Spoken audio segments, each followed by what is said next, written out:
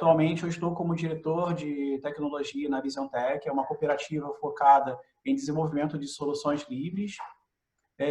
Vantagem que o teletrabalho trouxe para a gente, teletrabalho não, né? Essas restrições, né, de locomoção e tudo, é que agora as reuniões têm que ser 100% online.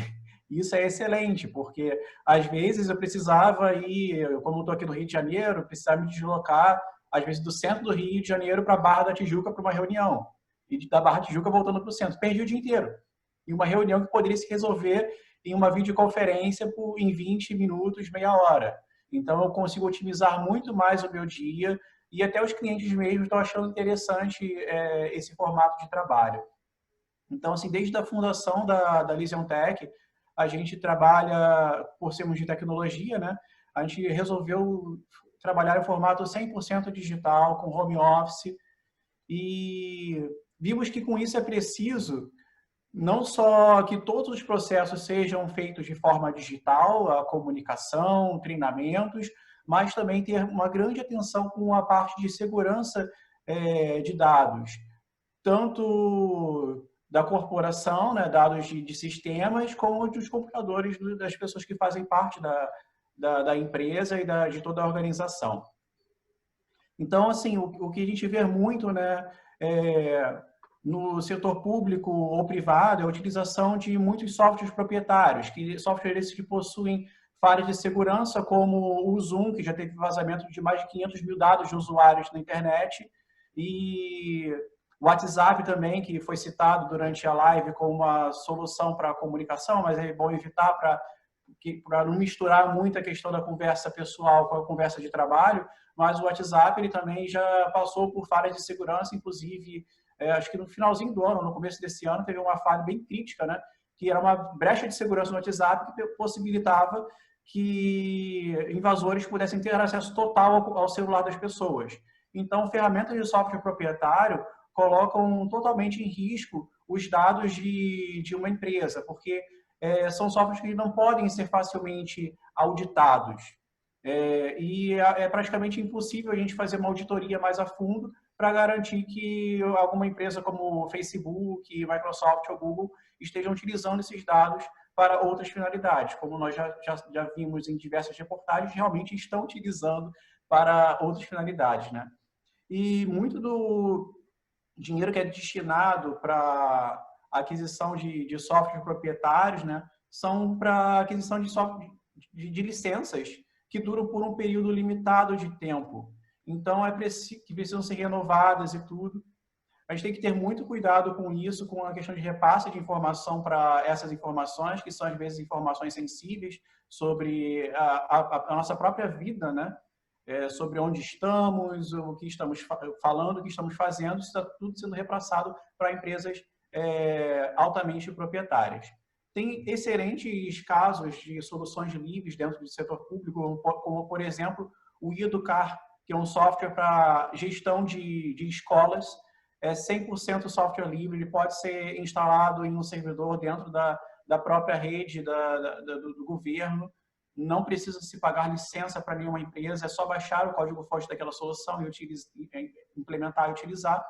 Um outro case super interessante é o do CEDES, né, que é o Centro de Educação à Distância do Estado do Rio de Janeiro, que foi fundado em 2000, e com desafios de educação à distância, né, é um case super interessante de sucesso no uso de software livre, porque eles implementaram o uso do Moodle como ferramenta de educação à distância. Outro ponto importante aí também é a questão do Sistema Eletrônico de Informações, né, que é uma solução altamente proprietária, mantido pelo TRF4, e tem soluções livres para gestão de documentos, que podem ser instaladas dentro de uma empresa, não tem custo com licença, como, por exemplo, o Office 365. No ano passado, eu vi uma licitação de mais de 4 milhões de um setor público aqui do Rio de Janeiro para aquisição de uma licença de Office 365 que duraria um ano. Duraria pouquíssimo tempo. Então, esse é um investimento que se torna recorrente. Anualmente é feito esse investimento e existem soluções livres para isso, como, por exemplo, o Nextcloud, que serve para gestão de documentos e é altamente customizado. Nós também estamos, dentro da LisionTech, desenvolvendo uma solução para assinatura de documentos utilizando o blockchain. Para videoconferência, tem aí, por exemplo, o Jitsi, que é 100% livre, não se paga nenhuma licença, como o Zoom tem o seu custo, né, de uso, o Jitsi é custo zero. Então, o dinheiro público que é investido em um software proprietário, ele deixa de ser investido em um software proprietário. Com um software livre, uma vantagem que a gente tem também, que é algo que a gente preza bastante dentro da LisionTech, principalmente dentro dessa questão do trabalho remoto, né, é que quando a gente está investindo em software livre, a gente está investindo na economia local, uma economia nacional, dando oportunidade para empresas brasileiras, ao invés de pegar todo o capital e investir em uma empresa de outros países, como Google, Microsoft, Facebook. E aí a gente tem o exemplo do governo do estado utilizando o Google Classroom, né? Uma solução proprietária que não tem nenhuma informação sobre o custo de quanto foi a aquisição dessa solução, sendo que tem aí o CEDERJ, que é um case dentro do próprio estado de implementação de uma solução livre, que poderia já estar compartilhando informações, né? Dentro dessa questão da educação, tem os riscos do imediatismo da solução, que a Geisa trouxe aí também, né? Que dentro do setor da educação pública, tem pessoas que não têm possibilidade de acesso a um computador, por exemplo, para ter aula.